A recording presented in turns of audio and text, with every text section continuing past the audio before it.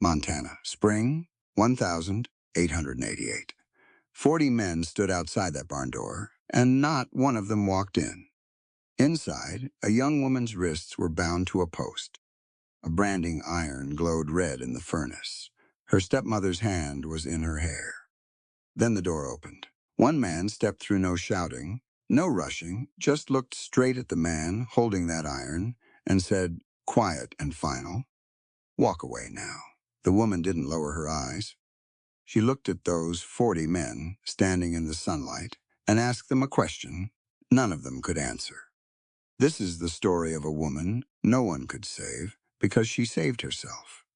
Keep watching to find out what happens next. The auction had drawn every man worth drawing. 40 of them, give or take, spread across the yard at Crosswind Ranch that Thursday morning. Ranchers in sun-cracked hats, buyers from Billings in clean wool coats, hired hands leaning on fence posts, chewing tobacco, watching the horses move through the pen. The kind of crowd that made Orson Cross stand a little taller, stretch his shoulders back, and pretend he still owned something worth owning. Lavinia had watched them arrive from her bedroom window. She had counted the wagons, noted the faces, and sometime before dawn, while the house was still dark and her stepmother was still sleeping, she had pulled a small canvas bag from beneath the loose board under her bed and tucked it behind the water barrel outside the kitchen. One change of clothes, the torn corner of her mother's will, and a letter from a rancher in Helena who had written, carefully and respectfully, to ask if she might be willing to meet him. She had not allowed herself to feel hopeful about that letter.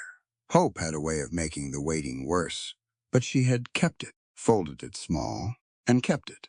By mid-morning, the auction yard was loud, and the house was briefly empty. That was when Beatrice found the bag. Lavinia heard her stepmother's footsteps change. That slight difference in pace, that purposeful click of boot heels turning back toward the house. She knew the sound. She had learned to read it, the way a rider reads a horse's ears, the small signals that came before something broke open. Beatrice called for Orson. Orson came. Beatrice laid the letter on the kitchen table with 2 fingers, the way you'd set down something dirty. "She intends to leave," Beatrice said, "and if she reaches that man in Helena, she will have support. She will have a husband. She will have every legal right to stand before a judge and take this land back the moment she turns 24. Orson read the letter once. Then he set it down and went looking for his daughter. He found her near the east fence. He did not speak when he grabbed her arm. He never spoke first. He just moved, and Lavinia had learned long ago that struggling immediately only made it worse. So she went with him, across the yard, past the auction crowd, into the barn, along the south side of the property. A few men glanced over, then looked away. Inside the barn, it was dim and close and smelled of coal smoke and hay. Orson used rope from the nearest stall post and tied her wrists to the upright beam near the furnace. Lavinia pressed her back against the wood and kept her breathing even. She was 23 years old. She had been in this barn before. She knew what the furnace meant. Beatrice came in behind him, carrying the branding iron. It was a long one, used for cattle. Beatrice set the iron end into the coal furnace with the calm, routine motion of a woman setting a pot on a stove. Then she turned and looked at Lavinia with something that was almost satisfaction. Outside, the auction continued. Voices carried. Someone laughed at something. Word moved through the yard, slowly, the way bad news always moves, when people would rather not carry it. A man near the barn door heard a sound and stepped closer. Then another. Then 5 or 6 of them had drifted toward the entrance, without quite meaning to, looking in through the gap, seeing Lavinia tied to the post, seeing the furnace, understanding enough. Sutter's hired men positioned themselves at the door. Nobody pushed through. Tobias Bell stood at the edge of the group with his hat in his hands. He was 29 years old and had worked Crosswind Ranch for 4 seasons. He had seen things in that house he had told himself were not his business. He told himself that again now. He watched the iron beginning to glow at the tip, pale orange at first, then deepening toward red, and he told himself he had a mother to feed and two younger brothers who needed boots for winter. He did not move. Inside the barn, Beatrice crossed to Lavinia and took hold of her hair. She pulled Lavinia's head sideways to expose her cheek, and she leaned close enough that Lavinia could smell the lavender water she always wore to church. "Once your face is ruined," Beatrice said quietly, "no man will want to marry you. No one will help you leave. No judge will look at a damaged, hysterical girl and believe a single word she says about her father." Lavinia did not answer. She watched the iron in the furnace and breathed. Then the barn door opened. Not with urgency, not with noise. It opened the way a man opens a door when he has already decided what he will find on the other side and is not frightened by it. The man who stepped inside was tall, broad through the shoulders, wearing a weathered black coat over a light shirt. He had thick dark brown hair and gray-blue eyes, and he looked at the scene in front of him the way a man looks at a problem he intends to solve. He had just arrived at Crosswind Ranch. He had come to look at a property transfer that did not sit right on paper, and he had heard a woman crying for help, and so he had come inside. He took in the furnace, the glowing iron, Orson standing beside the post. Beatrice with her hand still in Lavinia's hair. He did not draw his weapon. He looked directly at Orson and said, "Walk away now." Orson laughed, not because he found it funny, but because laughing was what you did when a stranger walked into your barn and spoke to you like that in front of witnesses. "This is my daughter," Orson said. "This is my land. You're a trespasser interfering in a family matter, and you'd do well to turn yourself around before this gets complicated for you." The man in the black coat did not move. "Walk away," he said again. Orson reached for his gun. The shot came fast, clean. The revolver spun out of Orson's hand and hit the dirt floor, and Orson stumbled back against the stall wall, gripping his fingers, which were uninjured but ringing from the impact. He stared at the man in the coat with an expression that was not quite fear yet, but was moving toward it. Behind the gathered crowd, somewhere near the back fence, an older cattle buyer squinted through the barn doorway. "Lord," he said, low enough that only the men nearest him could hear it. "That's the Silver Ridge gun." The name passed through the group the way fire moves along dry grass. Beatrice let go of Lavinia's hair. The heated iron stayed in the furnace. She took 2 steps back without appearing to decide to. The man came forward and crouched beside the post. He had a folding knife in his hand, and he cut through the upper length of rope quickly and efficiently. Then he stopped. He looked at Lavinia, and he placed the knife in her hand, handle first, and he did not finish the job for her. She understood. Her hands were shaking, but her fingers were steady enough. She cut through the remaining rope herself and stepped away from the post. She straightened her back. She did not look at her father. She looked at the gap in the barn door, at the silhouettes of 40 men standing in the sunlight outside, and something clear and cold moved through her. She walked to the doorway. She stood in it, and she looked at them, ranchers and buyers, and hired hands and neighbors, all of them who had heard, all of them who had stood there. "How many of you were out here," she said, "while my stepmother was heating that iron?"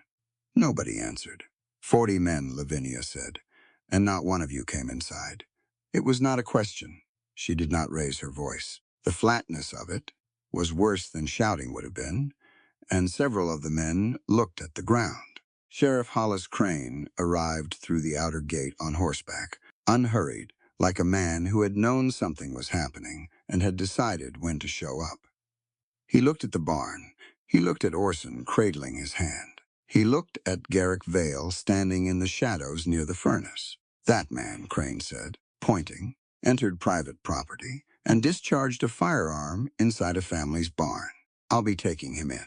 Lavinia turned around. She walked back to the center of the yard, and she stood where every person present could see her face clearly, unburned, unmarked, her eyes steady. "He did not kidnap me," she said. "He stopped my father from burning my face." Crane looked at her.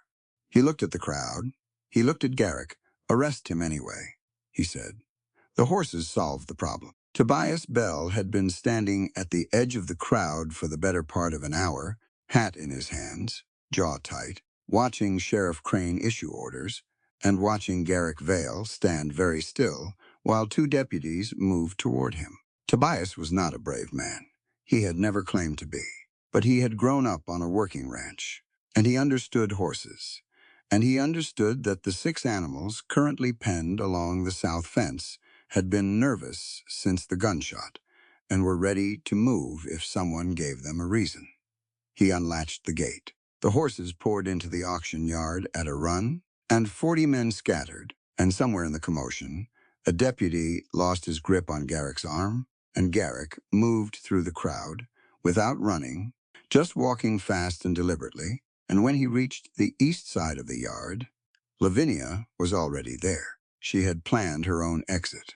He could tell by the way she moved. They went on foot through the brush line, north of the main road, and did not speak until Dry Willow's church steeple was visible in the distance. Then Garrick looked at her and said, "Can you walk that far?" "I've walked farther," Lavinia said, so they walked. Dr. Alma Fenwick's clinic sat on the quieter end of Dry Willow's main street, between a saddle repair shop and a building that had once been a land office and now stood empty. The sign above the door was painted in plain black letters. No decoration. Alma was not a decorating kind of woman. She opened the door before they knocked. She had seen them coming from the window. "Lavinia," she said. Then she looked at Garrick. "And you?" "He's with me," Lavinia said. Alma stepped back and let them in. The clinic smelled of clean linen and dried herbs and something faintly medicinal that Lavinia had always found oddly comforting. Alma brought Lavinia into the back examination room and drew the curtain, and Garrick stood in the front room and waited with his hat in his hands and his back to the curtain. The examination took a while. When Alma came out, she left the curtain closed behind her. She stood in front of Garrick and looked at him with the direct, evaluating gaze of a woman who had learned to size up a situation quickly. "She has old injuries," Alma said. "Back, shoulders, wrists, healed badly, some of them more than a year old." She paused. "This has been going on for a long time." Garrick said nothing. "She asked me not to write any of it down," Alma continued. "She said Crane would take the records and hand them over to Orson." "She's right," Garrick said. "Write 2 copies. Hide one somewhere Crane has no reason to look." Alma studied him. "Who are you?" He reached inside his coat and produced a small leather wallet. Inside it, worn smooth at the edges from years of handling, was a Deputy United States Marshal's badge. Old, official, no longer active. Alma looked at it for a moment. "You're not here about Lavinia," she said. "I came to Dry Willow to look at several land transfers," Garrick said. "Properties Sutter acquired over the past 4 years. The debt records don't match the sale prices. The timelines don't add up." He folded the wallet closed. "I don't hold federal authority anymore. I left the service 2 years ago, but the information I'm gathering can be passed to someone who does." Alma sat down in the chair behind her desk. She looked tired in a particular way, the tiredness of someone who has known about a problem for a long time and has not been able to do anything about it. "How much do you know about Crosswind Ranch?" she asked. "Enough to know Sutter wants it. Not enough to know why he wants it, badly enough to involve himself with a man like Orson Cross." "The spring," Alma said. "There's an underground spring beneath the Crosswind property. Whoever controls that spring controls the water for the entire valley, every small ranch, every field within 20 miles. She looked at her hands. Lavinia's mother understood that. She understood exactly what it meant, and she was trying to protect it. The curtain moved. Lavinia came out. She had washed her face. Her hair was still loose, and there was a bruise forming along her left wrist from the rope. But she stood straight and looked at both of them without apology. "You were talking about my mother," she said. It was not a question. "Sit down," Garrick said. "I've been sitting tied to a post all morning. I'd rather stand." He accepted that. "Crosswind Ranch. Tell me about the ownership." Lavinia told him. Clearly, without wandering, organizing the facts the way someone does when they have spent a long time turning them over in their mind. The ranch had belonged to her mother, Eleanor Cross, who had inherited it from her own father. When Eleanor married Orson, she had arranged for the property to pass directly to Lavinia upon her 24th birthday, bypassing Orson's legal control entirely. Eleanor had been specific and deliberate about that arrangement. She had understood Orson's character even then. 6 weeks, Lavinia said. That's all I need. 6 weeks and the ranch is legally mine, and Orson can't sell it, sign it over, or use it as collateral for anything. Then we take you somewhere safe until then, Garrick said. Another town. Somewhere Orson and Crane can't reach you. Lavinia shook her head. If I disappear, she said, Orson will tell anyone who'll listen that I abandoned the property voluntarily, that I was unstable, that I ran off with a stranger and died on the trail somewhere. He'll find a way to get a document signed before any judge can review the ownership. He's done it to other families. She looked at Garrick steadily. I'm not leaving, Dry Willow. I'm going to stay and prove what they've done. Garrick looked at her for a long moment. He did not argue with her. He did not try to explain why her plan was dangerous or tell her she wasn't thinking clearly. He just looked at her, and then he nodded once and said, Then we need evidence. Lavinia almost said something. She stopped herself. Men had been telling her what to do since she was old enough to remember. And this one had just asked what she wanted and accepted the answer. She was not entirely sure what to do with that. My mother hid something, she said, before she died. A legal will, properly witnessed, that would override every arrangement my father made with Sutter's lawyers. After she died, it disappeared. I've looked everywhere, obvious. She reached into her collar and withdrew a small piece of folded paper. She opened it on Alma's desk. It was a torn corner of a document, aged and carefully preserved. Part of a witness's signature was visible at the bottom edge. This is all I was able to save. Garrick leaned over and looked at it without touching it. Where was it hidden? That's what I don't know. My mother used to say things sideways, speak in circles when she wanted to tell me something she couldn't say directly. Lavinia stared at the torn corner. She told me once that what belongs to me lies beneath the place where she taught me to stand. The room was quiet. Did she teach you to stand in a particular place? Garrick asked. Lavinia looked up. She taught me to dance in the front room of the house. When I was small, she'd put her hands on my shoulders and show me where to put my feet. She paused. The front room has a wood floor. Alma looked between them. You're thinking about going back to that house, she said. Tonight, Lavinia said. Orson has a standing invitation to Sutter's Thursday suppers. Beatrice goes with him. The house will be empty. Alma turned to Garrick. And you'll let her do this? It's not mine to let or stop, Garrick said. Before Alma could respond to that, the clinic's front door rattled. Then a fist knocked on it, hard and deliberate. Alma went to the window and looked out through the edge of the curtain. 2 of Sutter's men, she said quietly, and a document. She went to the door. The conversation that followed was brief and professional on Alma's part and officious on theirs.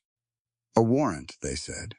Lavinia Cross was accused of theft from her father's household and fleeing the lawful protection of her guardian. She was to be returned to Crosswind Ranch immediately.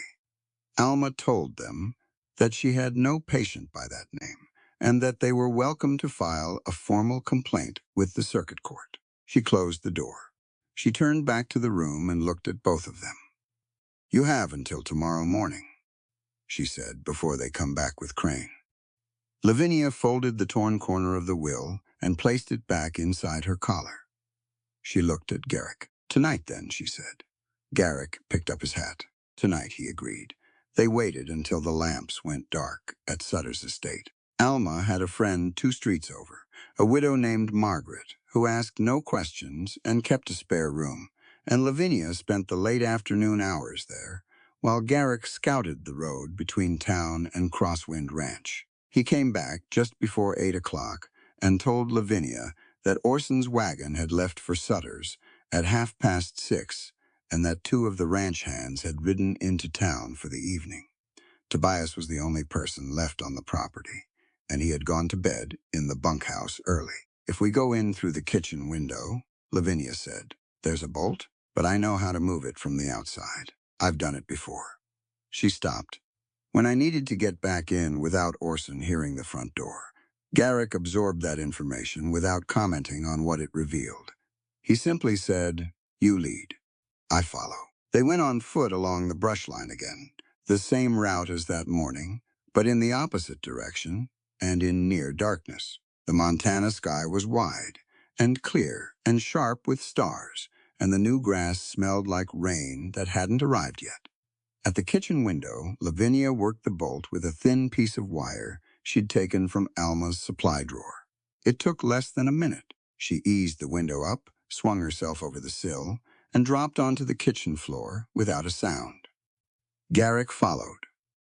He was larger and the maneuver was less graceful, but he was quiet. The house was dark and still. Lavinia moved through it without a lamp, navigating by memory and by the faint moonlight coming through the curtains. She had lived in this house for most of her life. She could have walked it blind. She stopped in the doorway of the front room. It was just a room, wide-planked wood floor. A settee against one wall, a cold fireplace. Nothing on the walls except a framed photograph of Orson that Beatrice had hung there 2 years ago to replace the portrait of Lavinia's mother that had hung there before. Lavinia looked at the floor. Her mother had stood her in the center, right of the hearth, and placed both hands on her small shoulders and said, "Here, start here. This is how you find your balance." She crossed to that spot and crouched down.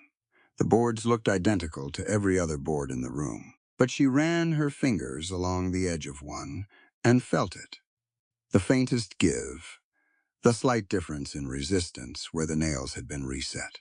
She looked up at Garrick, and he produced a folding tool from his coat pocket and handed it to her, without being asked. The board came up cleanly. Beneath it, wrapped in oilcloth and tied with cord that had gone stiff with age, was a tin box. Lavinia sat on the floor and opened it. Her hands were not shaking this time.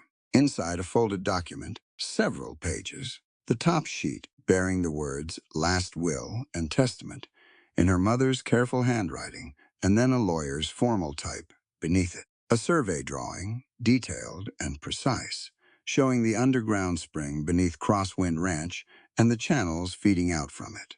A bundle of letters addressed to a territorial judge in Helena, sealed but never sent, her mother's name on the return, and a ledger, slim and cloth-covered, its pages filled with dates and figures and names written in a hand Lavinia did not recognize. She opened the ledger and scanned the entries. The numbers were not ordinary accounts. They were payments, dates, amounts, and next to each one, a surname. Families she recognized. Ranchers who had sold their land to Sutter for far less than it was worth in the years before and after her mother's death. She turned to the final page. The complete signatures and official seal of the will were missing. The page had been cut away deliberately, leaving a clean edge. "The last page is gone," she said.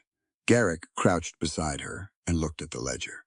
He was reading it carefully, moving slowly through the entries, and then he stopped. He pointed to one line near the middle of the book, a payment date, a surname, and beside it, in small handwriting, an evidence number written in a format Lavinia didn't recognize, but that clearly meant something to Garrick because his expression shifted. "That notation," he said.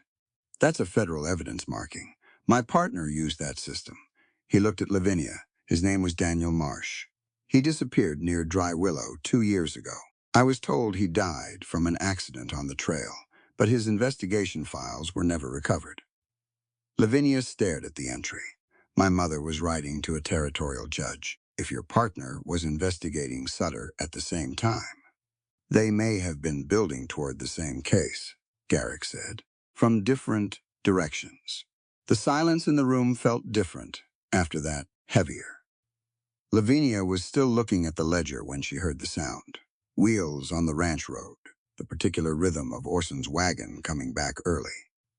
She looked at Garrick. He was already on his feet. There was no time to leave through the kitchen. The wagon was coming around the south side of the house and would pass the kitchen window directly. Garrick caught Lavinia's arm and pulled her toward the staircase, and they pressed themselves into the narrow space beneath it. The tin box between them, Lavinia with the ledger, closed under her arm. The front door opened. Orson's boots on the floor, then Beatrice's lighter step. A lamp was lit in the hallway, and the light came under the stairs in a thin line. Lavinia did not breathe. Orson moved through the kitchen. Cabinet door. The sound of him pouring something.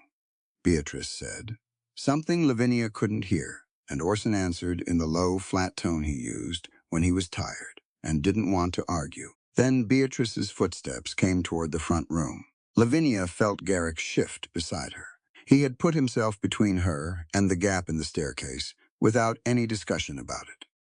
She registered that, not as comfort exactly, but as something she could count. He also reached into his coat and produced the backup revolver he carried there.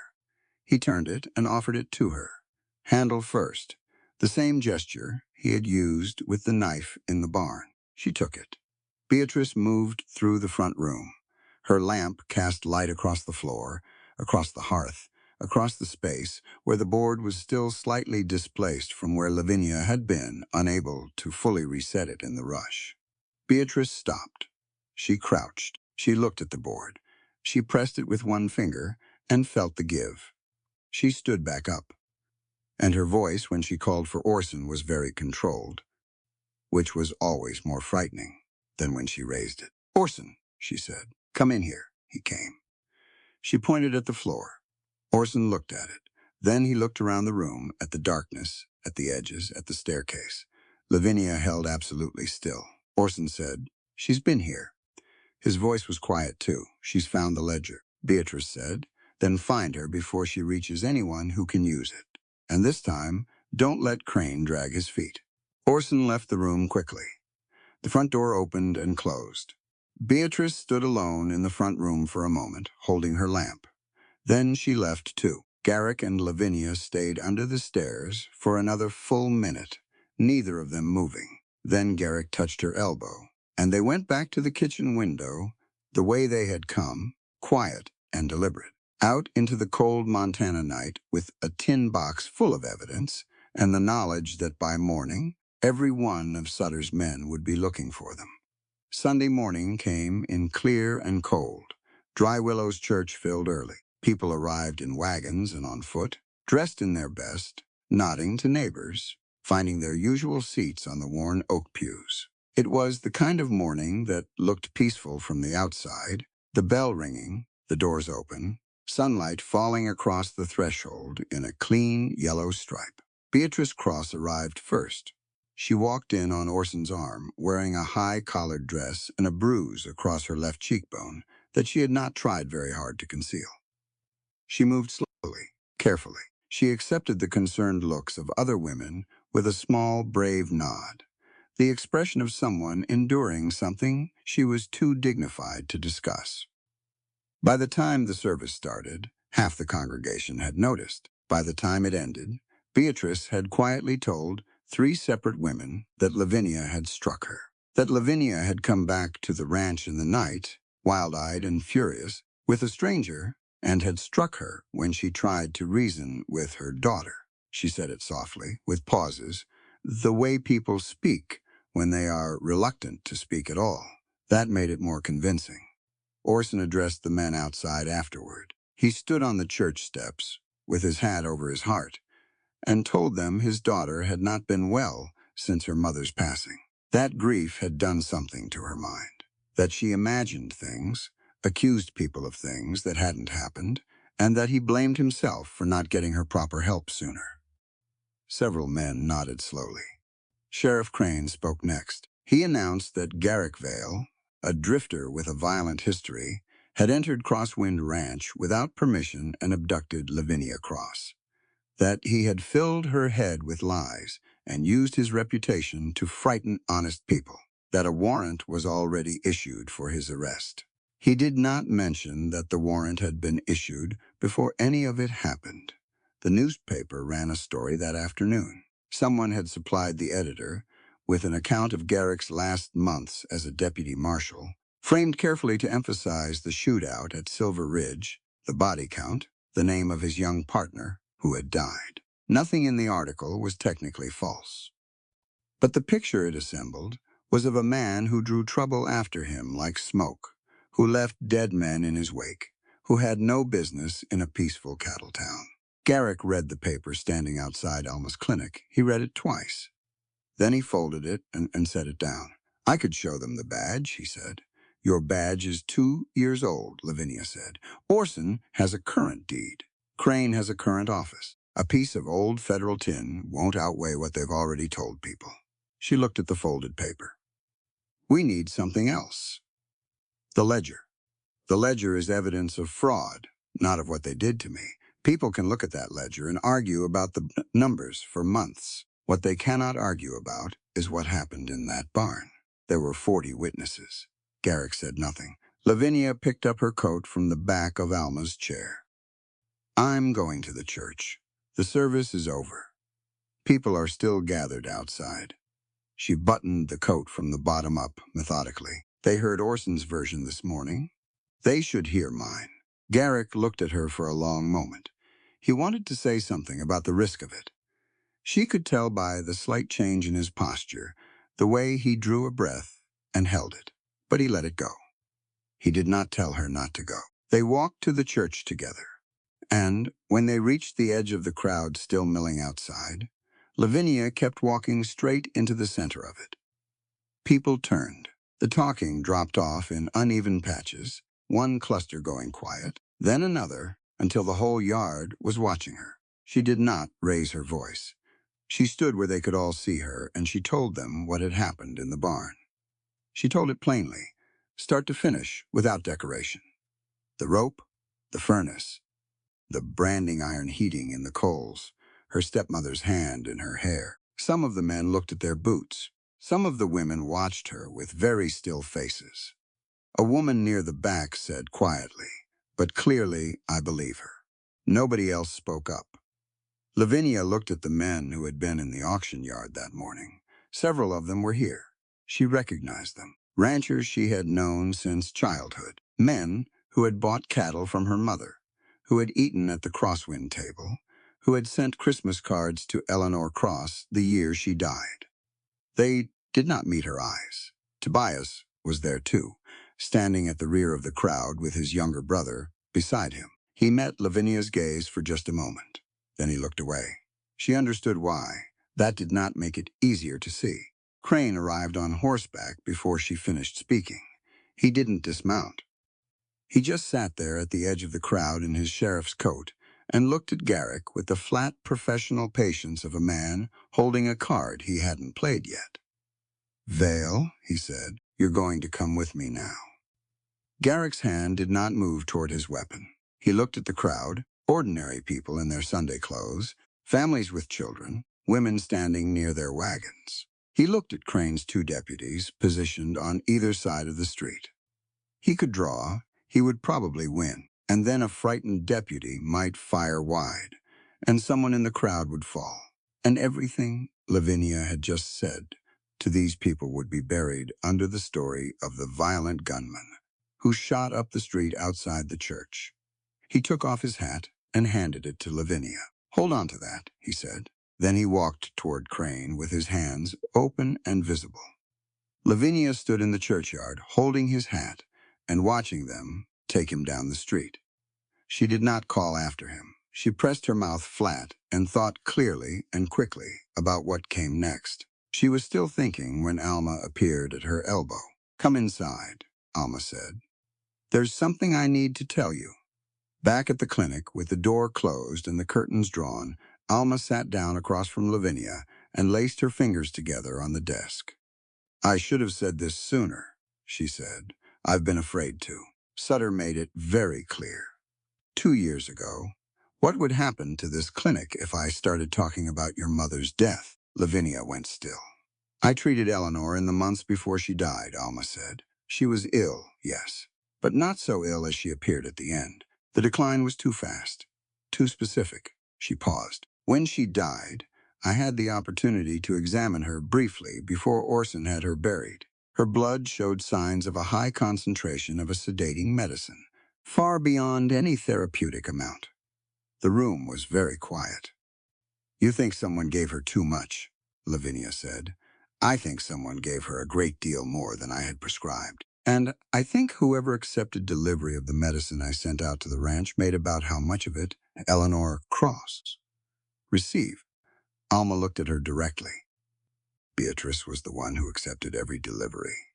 I never saw your mother again after that first week. Lavinia sat with that for a moment. She had known in some part of herself she had never fully examined that her mother's death was not entirely the natural thing. Orson had told people it was. She had known it the way you know something you are not ready to do anything about. Now she was ready. Can you prove it? She asked. I kept my own notes, Alma said. Hidden, not here, but somewhere Crane won't think to look. She paused. They won't be enough on their own, but combined with the ledger, the will, and witness testimony. Then I need Garrick out of jail, Lavinia said, and I need Tobias. She stood up. She picked up Garrick's hat from the desk where she had set it and turned it in her hands once. Then she set it back down. I'm not going to wait for someone to rescue either of them, she said. Alma nodded slowly. No, she said. I didn't think you would. The ledger made more sense the second time through. Lavinia had read it once in the dark, under the staircase at Crosswind Ranch, fast and frightened, taking in what she could before they had to run. Now she sat at Alma's back table, in the thin morning light, with the cloth-covered book open flat and a piece of paper beside it, and she worked through it the way she worked through anything complicated, slowly, column by column, writing down what she found. The entries were not loan records. They looked like loan records at first glance, formatted the same way, with dates and dollar amounts and names in the left margin. But the direction of the money was wrong. These were payments going out from Sutter, not coming in to him, and the names beside each payment were not debtors. They were sellers. Or more precisely, they were men who had been helped to become sellers. Each payment corresponded to a month when a small ranch changed hands. The amount was large enough to matter to someone desperate, but small enough that Sutter would not notice it missing from his accounts. Beside several entries was a brief notation. Grazing dispute resolved. Water access restricted. Lien filed. Small, precise pressures applied at the right moment to a man already underwater, until the man had no option left but to sell. And beside each of those notations, Orson's surname appeared as the instrument. He had been Sutter's hand in the valley for years. Not a partner, an employee. Someone to do the visible work of pressuring neighbors while Sutter remained above it. A respectable man, a generous creditor, a pillar of dry willow commerce. Lavinia turned to the page she had been looking for. The payment was dated the same week her mother died. The amount was the largest single entry in the book, and beside it, in the same small handwriting as all the other notations, were two sentences. The map has been recovered. The woman will not reach the court. She read it twice. Then she set the ledger down and pressed both palms flat on the table and breathed. Her mother had been going to Helena. She had been going to deliver the spring survey and the will and the letters to a territorial judge, and someone had found out, and this ledger had recorded the payment made to ensure she never got there. Lavinia picked up her pen and kept writing. Inside the jail, at the far end of Dry Willow's Main Street, Garrick was doing his own kind of work. The cell was small and smelled of rust and old straw. Crane had not been rough with him, which Garrick found more informative than roughness would have been. Crane was cautious. He had heard the stories. He was keeping Garrick contained without provoking him, which meant he understood that provoking a man like Garrick would be costly. The deputy who brought his supper that evening was young. 22, maybe 23. He had an honest face and the slightly uncomfortable manner of someone who had taken a job in good faith and was beginning to have questions about the organization he had joined. His name was Nolan Price. Garrick had been watching him all day. "You know who I am," Garrick said, when Nolan slid the tin plate under the cell door. "I've heard things," Nolan said. "Then you know I don't shoot men who aren't pointing weapons at me. You know I walked into that barn and discharged my weapon once to stop a man from drawing on me, and the only thing I hit was his gun." Garrick sat forward on the bench. "You also know that warrant Crane signed was dated before the incident at Crosswind Ranch." Nolan said nothing, but he didn't leave either. "I'm not asking you to open the door," Garrick said. "I'm asking you to look at the date on that warrant and decide what it means." Nolan stood there for another moment. Then he picked up the empty plate from earlier, nodded once as if they had been talking about something entirely ordinary, and left. Garrick leaned back against the cell wall. He thought about his partner, Daniel Marsh, who had been 26 years old and methodical and careful, and had still ended up dead near a small Montana town with his investigation files missing. Garrick had told himself afterward that he couldn't have known, that he'd been a day's ride away, chasing a different lead, and by the time he got word, it was too late. He still heard that sometimes at night. The particular silence of arriving somewhere too late. He was not going to let that be the end of this story. Nolan came back an hour before midnight. He slid a folded piece of paper through the cell door bars without speaking, and then stood in the corridor, with his arms crossed and his back to the main office. Garrick unfolded it. It was a copy of the arrest warrant. And at the top, in Crane's handwriting, was the date. 3 days before the auction at Crosswind Ranch. 3 days before Garrick had ever stepped foot on the property. Crane had signed the warrant before the barn incident occurred. That meant someone had told him Garrick was coming. That meant Sutter had known Garrick was investigating Dry Willow's land transfers before Garrick arrived in town. And it meant the entire series of events, the incident with Beatrice and the branding iron, Orson's performance at the church, the newspaper story, all of it had been assembled around a plan that was already in motion. They had been ready for him. Outside the jail window, footsteps, quiet ones, then a voice, low and close to the bars. Garrick. He stood and went to the window. He could see her in the darkness, standing close to the wall, her face tipped up toward him. "Lavinia," he said. "You shouldn't be here." "I know," she said. "I came anyway." He could see she was tired. The set of her shoulders said she had been working for hours. "Did you decode the ledger?" "Most of it. The payments aren't loans. They're wages." Orson was being paid to pressure families into selling. She paused. "There's an entry from the week my mother died. Sutter paid Orson that week. The note beside it says she would not reach the court." A long silence between them. "I'm sorry," Garrick said. "I had already suspected it," she said. "Alma told me about the medicine." Another pause. "Your partner was investigating Sutter before he disappeared. My mother was building a case against him before she died. They were working toward the same evidence from different directions." "Yes," Garrick said. "I think they were." "Then we finish it," Lavinia said. "Both cases. Together." He looked at her through the bars. "You could go to another town tonight with everything you have and give it to a different judge and let federal officers handle the rest." "I could," Lavinia said. "But you won't." "These are my neighbors," she said. "This is my mother's land." The people who were silenced in this valley deserved to hear someone say publicly what was done to them. She looked at him directly. "You entered that barn when 40 men didn't. Don't ask me to stay outside now." He didn't have an answer for that. He wasn't sure one was needed. "Nolan," he said. "The young deputy, he can be reached." "I know which one he is," Lavinia said. "I'll find a way to speak with him." She pulled her coat tighter. "I also sent a note to Tobias. He said he's ready to testify." Something settled in Garrick then. Not relief exactly. More like the particular clarity that comes when a plan that has been forming in pieces finally shows its shape.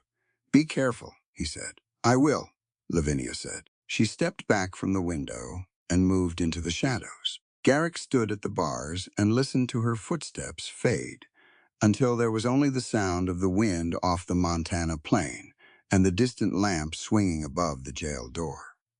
He went back to the bench and sat down. He thought about what she had said. You entered that barn when 40 men didn't. She had said it to him, but it was not really about him. It was about the arithmetic of courage.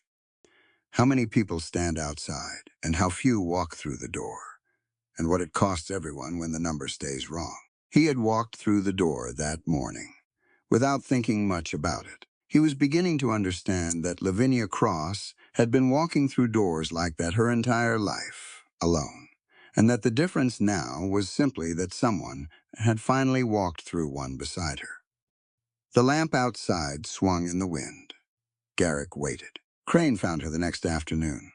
She had been on her way to Tobias's meeting place, a narrow space behind the feed store where two buildings made a sheltered angle against the wind. She had the ledger wrapped in cloth under her arm and Alma's copy of the medical notes tucked inside her coat, and she was moving quickly, but not so quickly as to draw attention.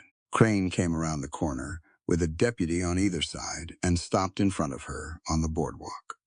"Lavinia Cross," he said, with the tone of a man performing something official. "You're coming with me." "On what charge?"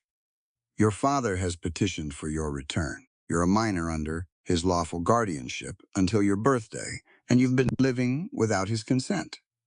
He gestured at the deputy on his left. "We're restoring you to the lawful protection of your family." She thought about running for about half a second. Then she looked at the people on the street around her, watching from doorways and from the far side of the road, and she understood that running would confirm every story Orson had told about her being unstable and dangerous. She let them take her. She handed the cloth-wrapped ledger to an elderly woman sitting in a chair outside the barber shop as she walked past. The woman was nearly 80 and had known Eleanor Cross since before Lavinia was born. She pressed the package into the woman's hands and said, quietly and quickly, "Keep this for Dr. Fenwick. Don't let anyone else touch it." The woman closed her hands around it without blinking. Crane didn't notice. He was already walking ahead. They put her in Orson's wagon and drove her out to Crosswind Ranch. Orson was waiting in the front yard. He watched her climb down from the wagon with an expression that was more satisfied than angry, which was worse. Anger, she knew how to read. Satisfaction meant he thought he'd already won. He took her inside without speaking and up to her mother's old bedroom at the end of the upper hallway. The windows had been boarded shut, new lumber over the frames, nails driven in deep. The door locked from the outside with a padlock that had not been on it before. She stood in the middle of that room and looked at the boarded windows and understood that this had been planned before Crane brought her back. Beatrice came in with a lamp and a folded document. She set the lamp on the dresser and placed the document on the bed beside Lavinia and smoothed it flat with both palms, precise and ceremonial. "This is a property transfer agreement," Beatrice said. "Crosswind Ranch and all attached water rights to Bramwell Sutter, in exchange for the cancellation of your father's debt." She straightened up. "You'll sign it before your birthday. That's 6 weeks away, which is more time than you deserve." Lavinia looked at the document. She did not touch it. "And if I don't," Beatrice looked at her with the mild, patient expression she had cultivated so carefully for public use. "Tobias Bell will not survive his current situation, and your Mr. Vale will be hanged for kidnapping." She paused. "I understand the sheriff's gallows is in good repair." Lavinia looked at the ceiling. She breathed. She let her face go slack, and her shoulders drop, and her chin tip forward the way it had sometimes done when she was younger. And the weight of everything became genuinely too much. She had learned to stop doing it years ago because it gave Beatrice pleasure. Now she let it happen deliberately. "How long?" Lavinia said, and her voice came out thin and young-sounding and used up. Beatrice studied her. "Sign before Tuesday and Tobias goes free, and your Mr. Vale gets a fair trial." Lavinia said nothing. She sat down on the edge of the bed and stared at the floor with the blank look of someone who had stopped fighting. Beatrice took the lamp and left. The padlock clicked. Lavinia waited 3 full minutes. Then she raised her head. She crossed to the dresser and pulled it 6 inches from the wall, feeling along the gap between the backboard and the plaster until her fingers found the small hook she had hammered there herself at age 12, when she had first understood that hiding things in this house was a matter of survival. The hook held a single key, old and small, the kind used for decorative trunks and jewelry boxes. Her mother's trunk sat at the foot of the bed. It had always been locked. Orson had never found the key because he had never thought to look for it. He was the kind of man who broke through things rather than searched for their mechanisms. The trunk opened. Inside, folded letters in her mother's handwriting, a pair of white gloves, a small prayer book, and beneath all of it, pressed flat against the bottom lining, the final page of the will. She picked it up carefully. The official seal was there, intact. The full signatures of both witnesses were there. With this page and the partial document in the tin box, the will was complete. She also found something else. A bundle of letters she had not seen before, tied with blue ribbon. She opened the top one. It was addressed to Sutter and signed in Beatrice's handwriting, dated from 3 years ago, 6 months before Eleanor Cross died. She suspects and will not be persuaded. Direct intervention has become necessary. I will ensure she remains unfit to become any man's bride, one way or another. Lavinia read it twice. She read the next 3 letters in the bundle.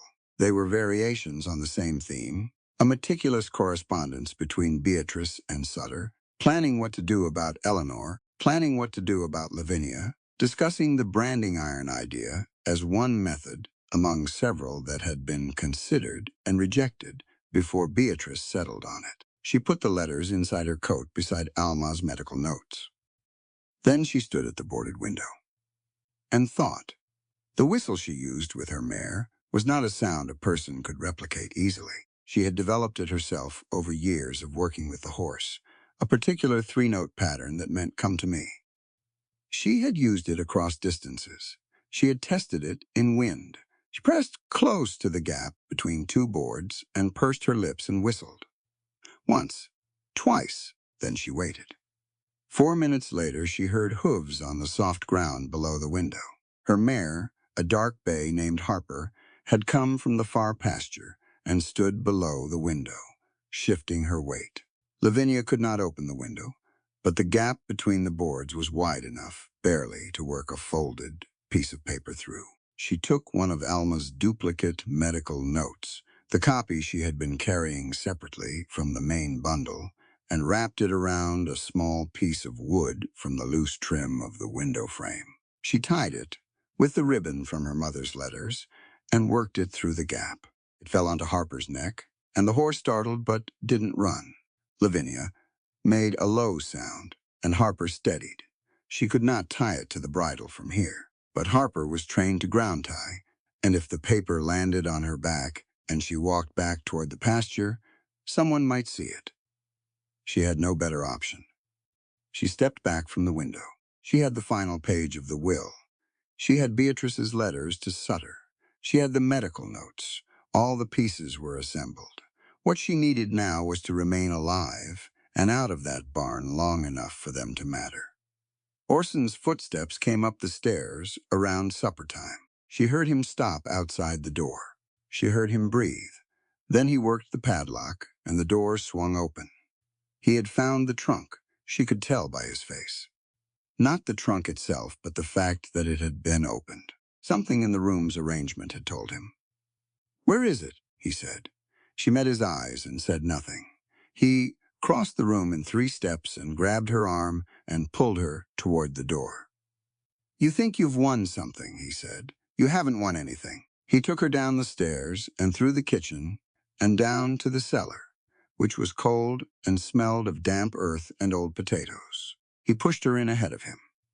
"Tomorrow morning," he said from the doorway, "you'll be taken back to the barn, and this time no one will stop us from finishing what we began." He closed the cellar door.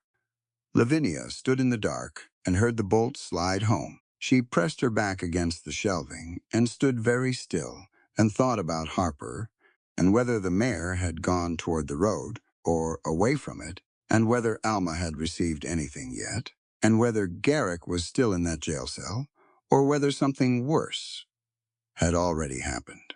Then she stopped thinking about all of it and thought only about tomorrow morning. She had the letters. She had the will. They were inside her coat, against her skin, and Orson had not searched her because it had not occurred to him that she would have had time to find anything. He still underestimated her. After 23 years, he still did. She held on to that. Crane moved Garrick after midnight. No announcement, no paperwork, no lantern, lit in the main office. Just two men opening the cell door, and a third waiting outside with horses.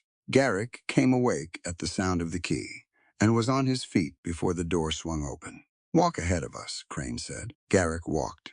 He understood what this was. The quiet hour, the horses ready, the particular direction they were heading, east toward the river break, where the cottonwoods grew thick, and the road turned soft, and no one came this way at night. Men who intended a lawful transfer did not do it at midnight without paperwork. He watched the ground.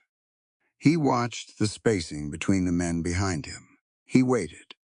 The shot came from his left, and he dropped to one side before he fully registered, hearing it. The bullet caught the outer edge of his shoulder, more graze than penetration, but enough to turn him half around and send him down to one knee in the dirt. He heard Crane shout something. He heard hoofbeats. Then a second figure came out of the darkness between two trees, fast and low, and knocked the nearest deputy sideways. And Garrick recognized Nolan Price by his build before he recognized his face. Nolan had both hands full. He was not a fighter by nature, but he moved with the absolute resolution of someone who had decided which side he was on and intended to live with that decision.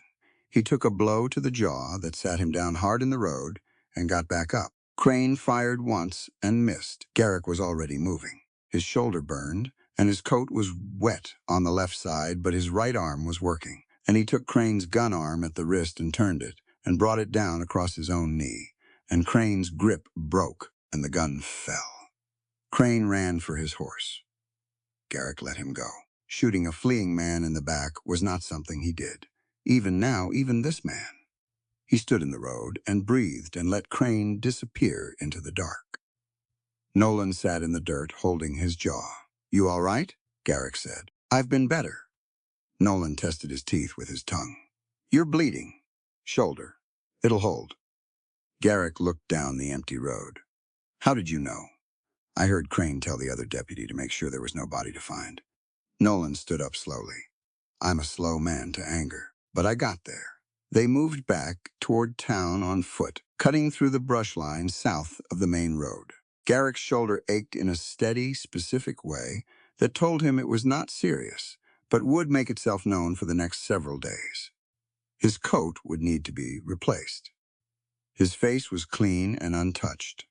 Alma was awake when they reached the clinic. She had a lamp burning low in the back room, and when she saw Garrick's shoulder, she sat him in the chair without comment and began working. "Harper came back," she said, while she cleaned the wound. "About 2 hours ago." There was a note tied to her with ribbon. She glanced toward the desk without stopping what she was doing. "It's Lavinia's handwriting." Garrick looked at the note on the desk. He could read it from where he sat. It was partial, a fragment of the medical record, but the handwriting at the bottom was Lavinia's, and what she had managed to add in the margin was brief and clear. "Cellar. Tomorrow morning, barn." Garrick moved to stand. Alma put a hand flat on his good shoulder. "Sit. She's in the cellar." "I know where she is," I read the note. Alma looked at him evenly. "Nolan, sit down too. Your jaw needs looking at."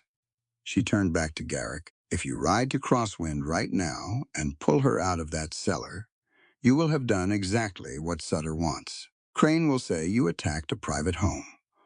Orson will say you trespassed and assaulted him. Whatever evidence Lavinia has gathered will be dismissed as stolen property from a violent break-in." She tied off the bandage.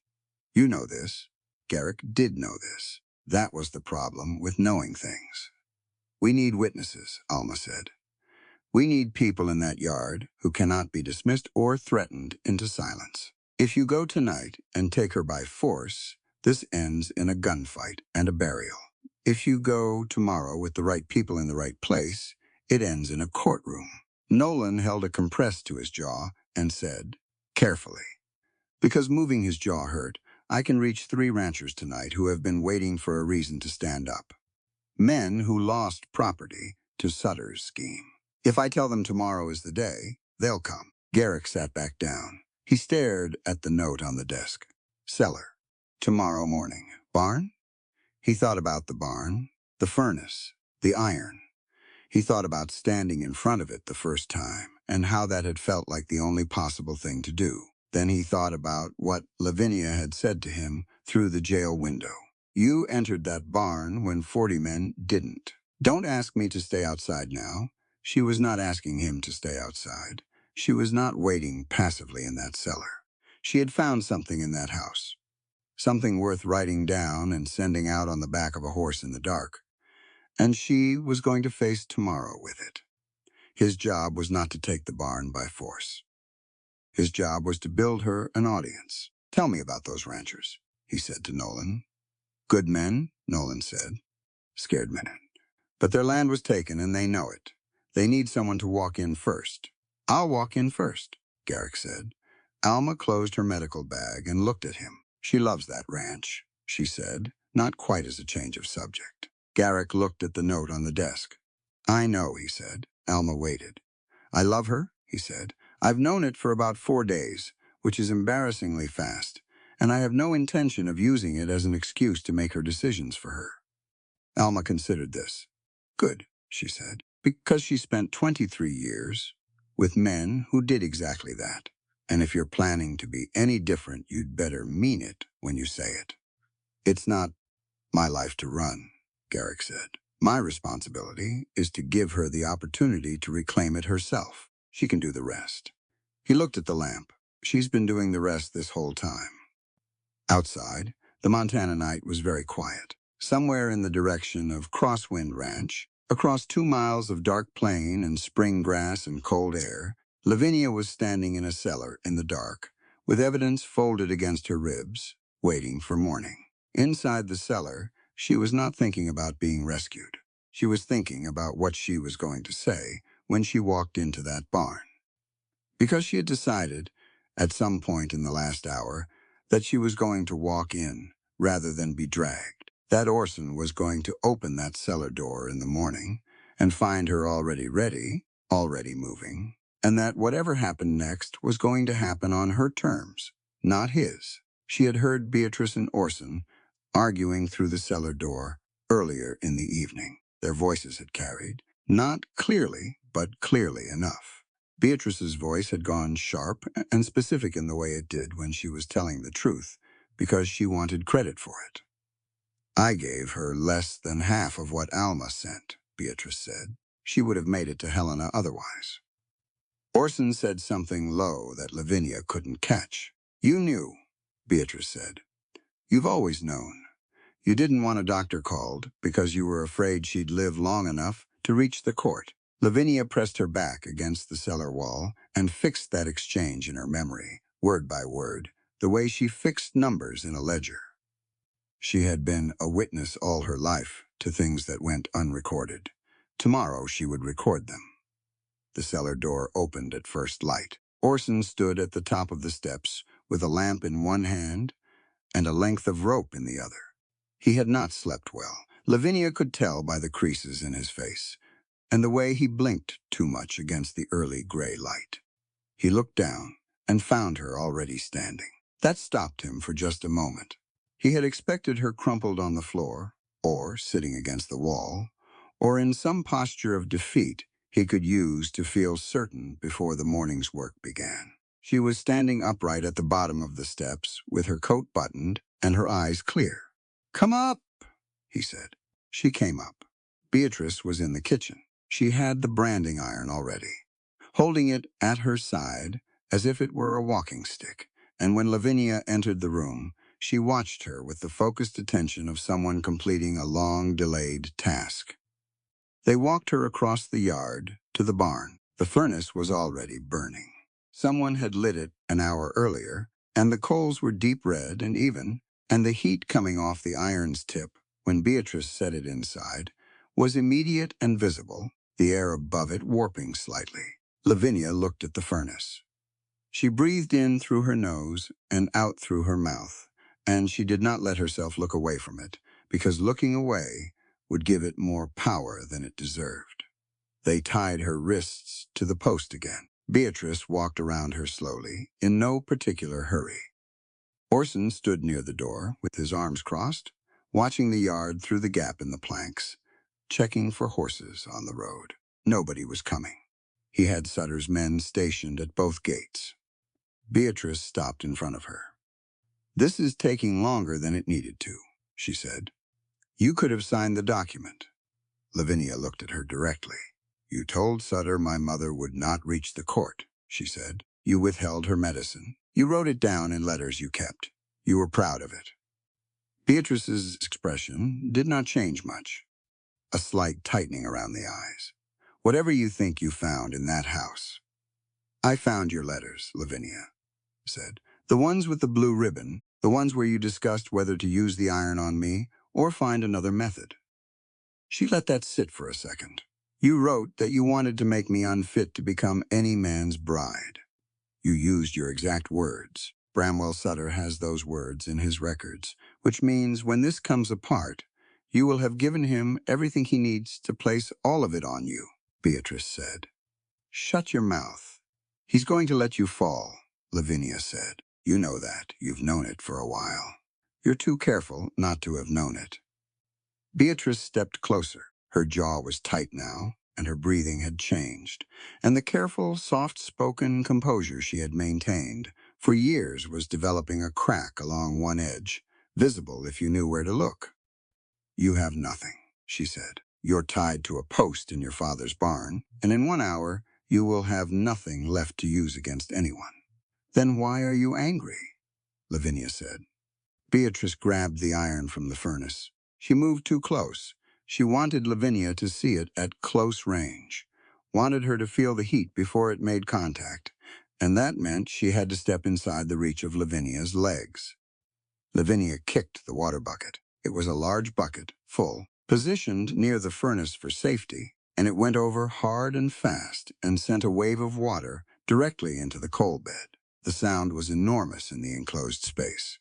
Steam erupted from the furnace in a dense white column, and the hot ash scattered outward and filled the barn with a gray, stinging cloud that killed the light almost instantly.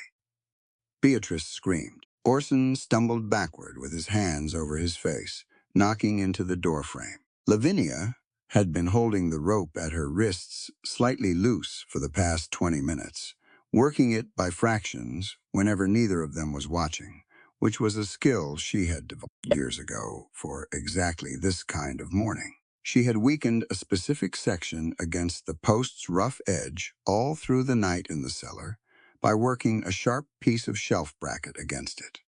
The rope gave. She moved through the steam and smoke without slowing down, found the long wooden beam leaning against the stall wall by memory, and drove it through the door handles. The barn doors were now blocked from the inside. She could hear Orson hitting them a second later. The impact going through the wood, and she was already running toward the back of the barn where the hay storage connected to the stable. She heard a sound from behind the hay room door. She stopped and pulled it open.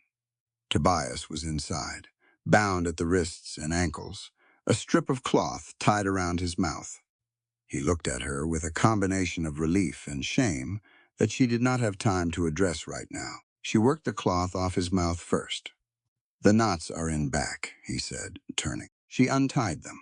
Her fingers were shaking a little from the adrenaline, but they were accurate. Tobias stood up and stretched his jaw. "I heard everything," he said. "What Beatrice said to you. All of it. Can you ride?" "Yes." "Then we're leaving now." She was already moving toward the stable door. "I need you in town. I need you standing in front of people saying what you heard." "I'll stand," Tobias said. He said it quietly and without hesitation. The way people speak when they have finally gotten to the end of their own cowardice and are relieved to be past it. I should have stood months ago. You're standing now, Lavinia said.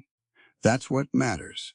They took 2 horses from the stable and rode out through the east pasture gate before Orson had finished getting the barn doors open. The morning was pale and wide and cold, and the road to town was empty. And Lavinia rode with everything she had pressed flat against her ribs and her eyes on the horizon. Garrick was a mile out. She saw him before he saw her, coming along the road from town with Nolan, and 3 ranchers she recognized by their horses before she recognized their faces. He spotted her and pulled up, and she could see the exact moment he registered that she was upright and moving fast and unhurt, and that Tobias was beside her. His first instinct, when they reached each other, was to reach for her. She could see it happen and stop itself. "Are you injured?" he said. "No, Tobias is free," he heard Beatrice confess. She looked at the ranchers behind him. "Why are you out here, coming to you?" Garrick said simply. "I'm going to town," she said. "Sutter is going to hear that the barn failed again, and when he does, he'll move fast. I need to be in that yard before he controls the story." Garrick looked at her for a moment, really looked the way you look at someone when you are updating your understanding of them. He turned his horse. "Then let's ride," he said. She reached out as they pulled alongside each other and touched his arm briefly. "Take Tobias somewhere safe first. Make sure he reaches town in one piece." Garrick held her gaze. Then he nodded. She rode ahead. She was a quarter mile from town when she heard the noise of a gathering crowd from the direction of the auction yard. Sutter had moved fast. He had called people together, gotten there ahead of her, and was already building the next version of events. She rode straight into the yard. The auction yard was full. Sutter stood at the center of it, in a good coat and a clean hat, the picture of a respectable man reluctantly involved in an unfortunate situation.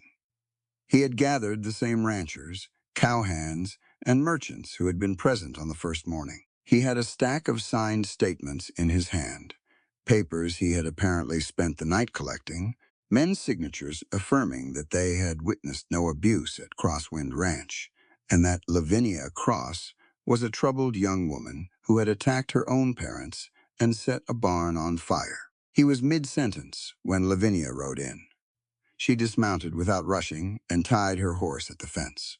She reached into her coat and withdrew the items one by one and held them where people could see. The branding iron she had carried out from the barn was still in her hand, its handle wrapped in cloth, its burned tip pointing at the ground.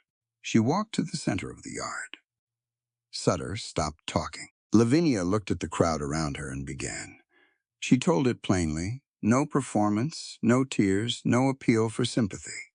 She laid the facts out in order the way a person does when they have spent a long time organizing them and are confident in every detail. She described the first morning in the barn, this iron, this furnace, these men standing outside. She described the ledger and what its entries meant, the payments, the names beside them, the note written beside the payment, dated the week her mother died. She held up the completed will. "This is my mother's legal document. Witnessed, sealed, valid in any territorial court. Crosswind Ranch belongs to me. It has belonged to me since the day my mother signed this paper." Orson's voice came from the edge of the crowd. "She's an ungrateful daughter who attacked her own family and burned our barn." Lavinia looked at him. "Tell them what you put in that furnace, Orson." He opened his mouth. "Tell them," she said again. "Tell 40 people standing in this yard what Beatrice was carrying when she walked into the barn. Tell them what she was going to do with it." He said nothing. Alma moved through the crowd from the south side. She carried a leather document case, and she opened it and began distributing papers to the ranchers closest to her. "These are medical records," she said, in her clear professional voice. Lavinia Cross, spanning 4 years, documenting injuries consistent with repeated physical abuse. She looked up at the crowd. "I also have notes from the final weeks of Eleanor Cross's illness that I will make available to any territorial officer who requests them." Tobias came in from the north gate, with Nolan beside him. He walked to the center and stood next to Lavinia. "My name is Tobias Bell," he said. "I worked Crosswind Ranch for 4 seasons. I was present the morning of the auction." I watched Beatrice Cross carry that iron toward Lavinia's face. He paused. "I didn't walk into the barn. I've had to live with that. I'm walking in now." Nolan produced the arrest warrant and held it up. "This warrant for Garrick Vale's arrest is dated 3 days before the incident it claims to address. Sheriff Crane prepared it before any of this happened, on instructions from Bramwell Sutter." He looked directly at Crane, who was standing near the fence. "That's conspiracy to obstruct justice. Federal statute." Garrick came through the north gate behind them with the 3 ranchers. He carried his partner, Daniel Marsh's investigation files under his arm. The records Marsh had compiled before disappearing near Dry Willow, each entry documenting a fraudulent land transfer connected to Sutter's organization. Sutter's voice came out harder now. "This woman burned her family's barn this morning. She assaulted 2 people.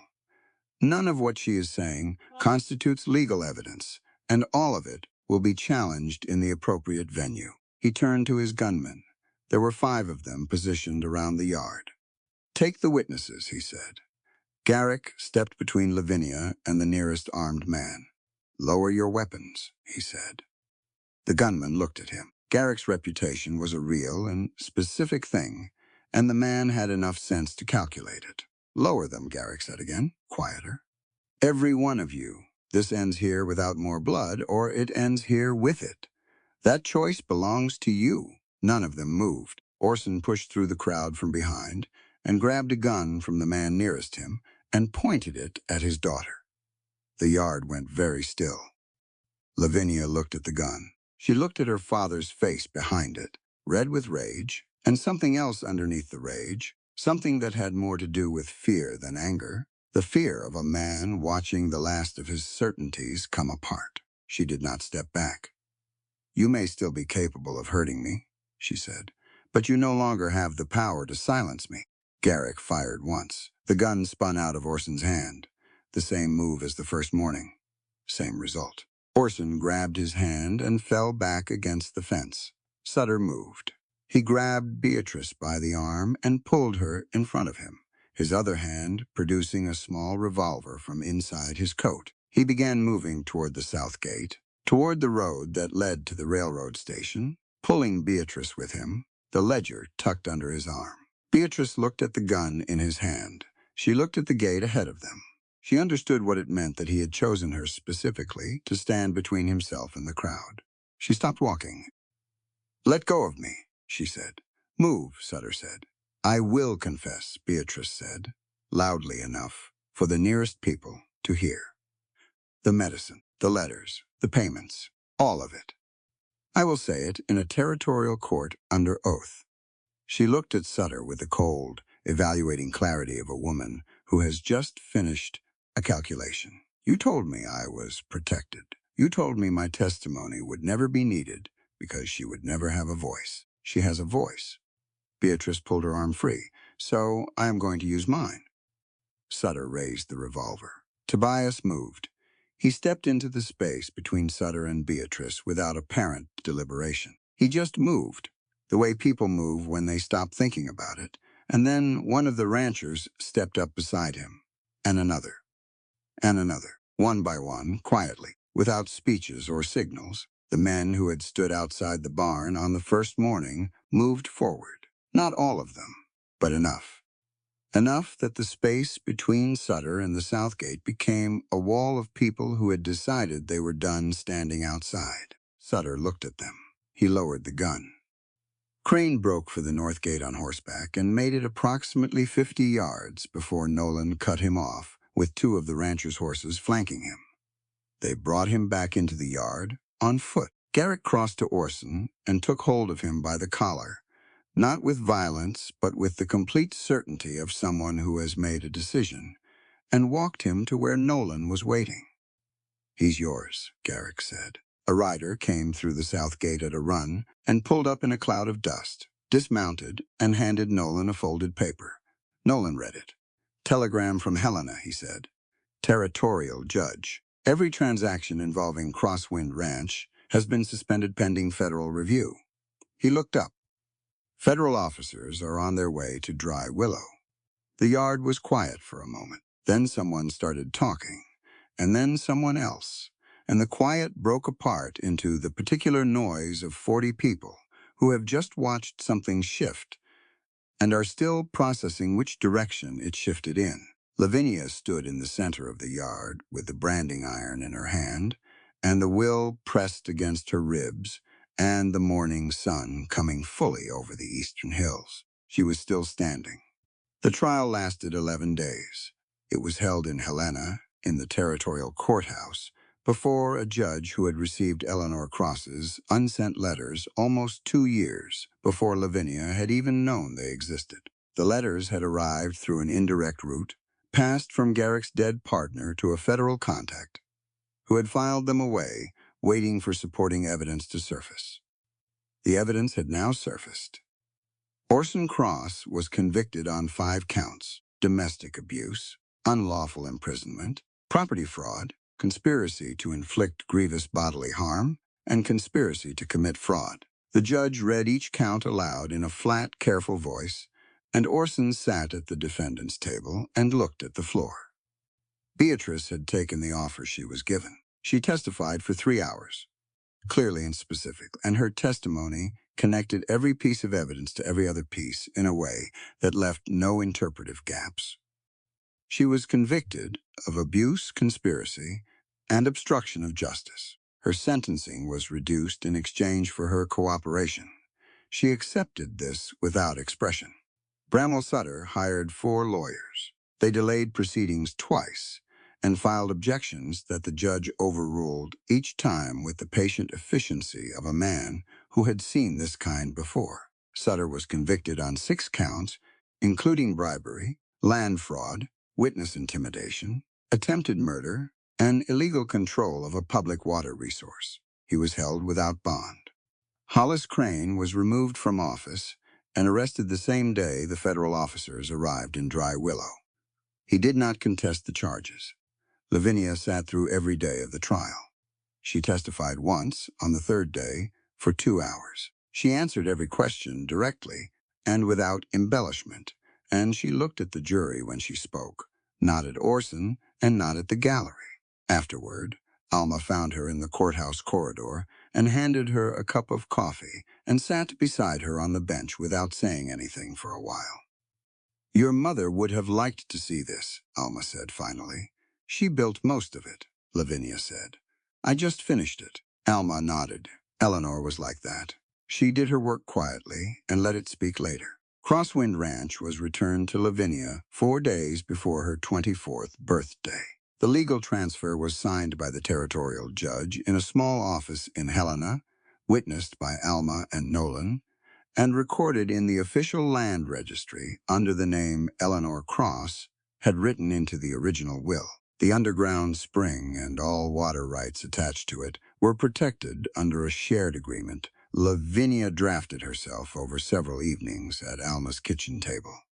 Every small ranch in the valley received guaranteed access. No single owner could purchase or restrict the supply.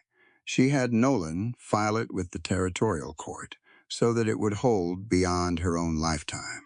Tobias Bell became the manager of Crosswind Ranch. He moved his mother and his 2 brothers onto the property within the week, into the small house on the north side of the main pasture that had sat empty since before Lavinia could remember. He ran the ranch with the particular competence of someone who has been capable for a long time and finally has room to show it. Nolan Price was elected sheriff of Dry Willow in the autumn. He received more votes than anyone had received for the office in the previous 20 years, largely because he was the only candidate who had not at any point arrested an innocent person. Alma Fenwick expanded her clinic into the adjacent building, the one that had been an empty land office. She dedicated 1 room specifically to women who needed emergency refuge, a private entrance, a bed, a lock on the door that opened from the inside. She did not advertise the room publicly, But word moved through the valley quietly and efficiently, the way useful information always does among women who need it. Lavinia did not tear down the barn. She thought about it. She stood in the yard one morning, about a week after she came home, and looked at it for a long time, and thought through what it meant to keep it and what it meant to remove it. Then she had the old door taken off its hinges and carried out, and she hired 2 carpenters to widen the entrance and put in proper ventilation, and replace the wooden post near the furnace with open floor space. The furnace itself she had removed. She did not need to think about that one. The branding iron she kept. She had it taken to the blacksmith in Dry Willow, the older man who had shod her mother's horses for 20 years, and who did not ask us questions when she brought it in and told him what she wanted. He melted it down and worked it for 2 days, and produced from it a flat rectangular sign, small enough to hang above a door, but large enough to read from several paces away. It read, "No one stands alone here." The sign went above the barn's new entrance. The barn became a shelter, first informally, then with structure. Women came from as far as 30 miles. Sometimes they arrived in the middle of the night. Lavinia kept the doors unlocked. Garrick received the offer from Federal Service in October, delivered by letter from a marshal's office in Denver. It was a specific position, investigative work, the kind that matched what he was actually good at.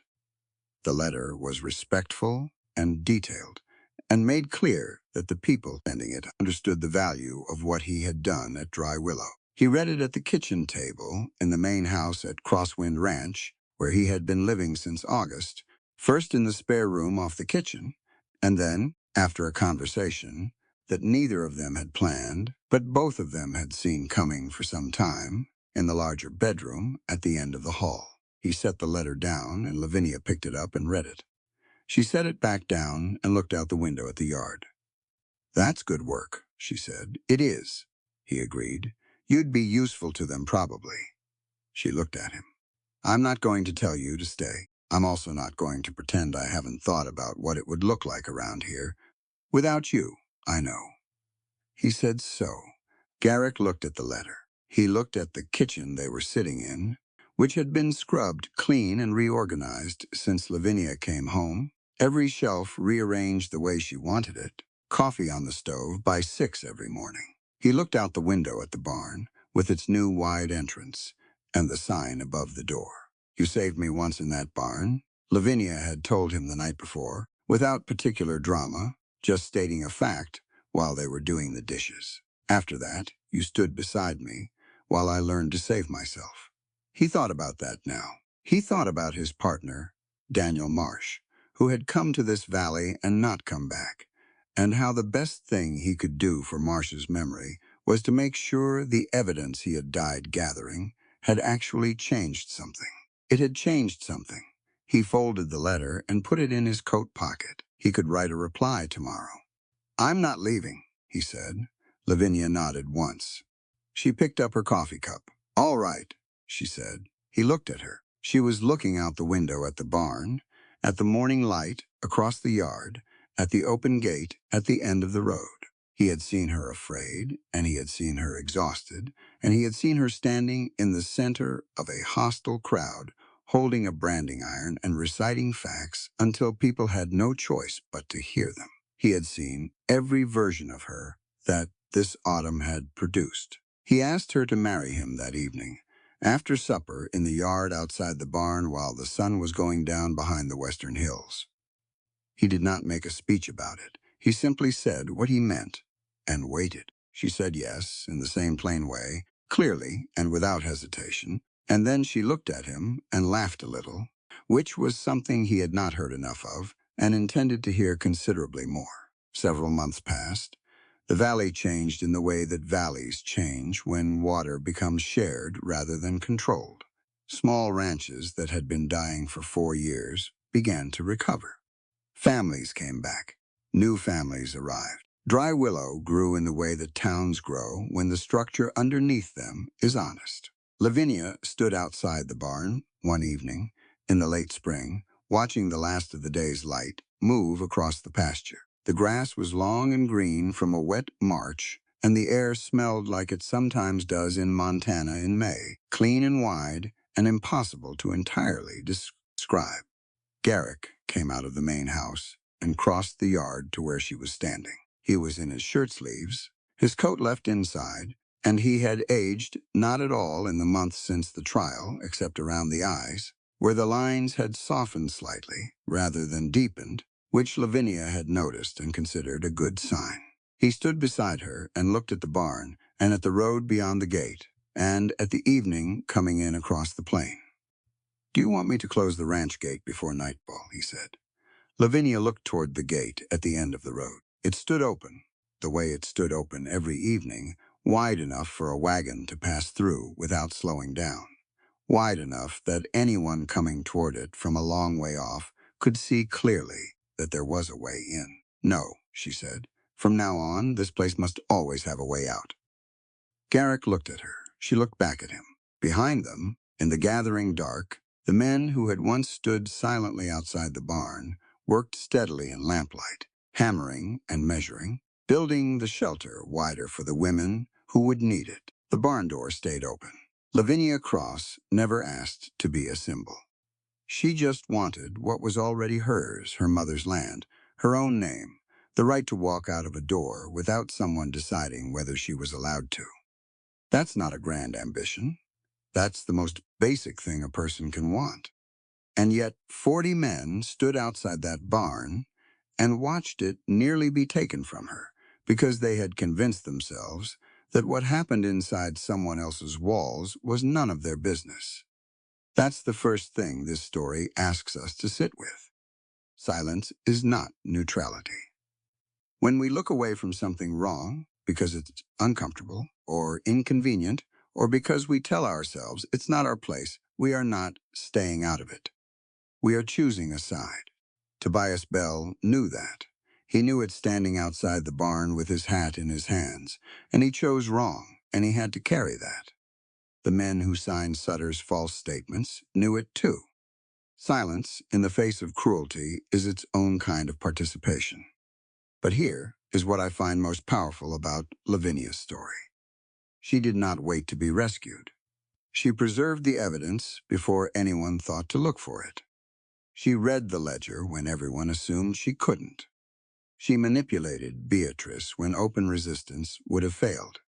She weakened the rope across an entire night in a dark cellar, planning her own escape before the sun came up. She sent a message out on the back of a horse because it was the only option she had, and she used it. Every door that opened in that story, she was the one who found the key. Garrick Vale did not save her. He bought her 60 seconds. He handed her a knife and let her finish the job herself. That distinction matters more than it might seem, because it's the difference between a woman who was rescued and a woman who reclaimed her own life. The first version ends when the danger ends. The second version is the one that builds a shelter for 30 miles of women who needed a way out. There is also something worth saying about what good men can actually do, because Garrick gets that right in a way that is rarer than it should be. He did not decide her future. He did not manage her choices or explain to her why her plan was dangerous, as though she hadn't already lived inside that danger for years. He asked what she wanted. He accepted the answer. He walked beside her rather than in front of her. And when the moment came where his instinct was to step in and take over, he stopped himself because he understood that her winning this fight herself was not just better for her. It was the only victory that would actually last. What you keep because you earned it. What someone hands you, they can take back.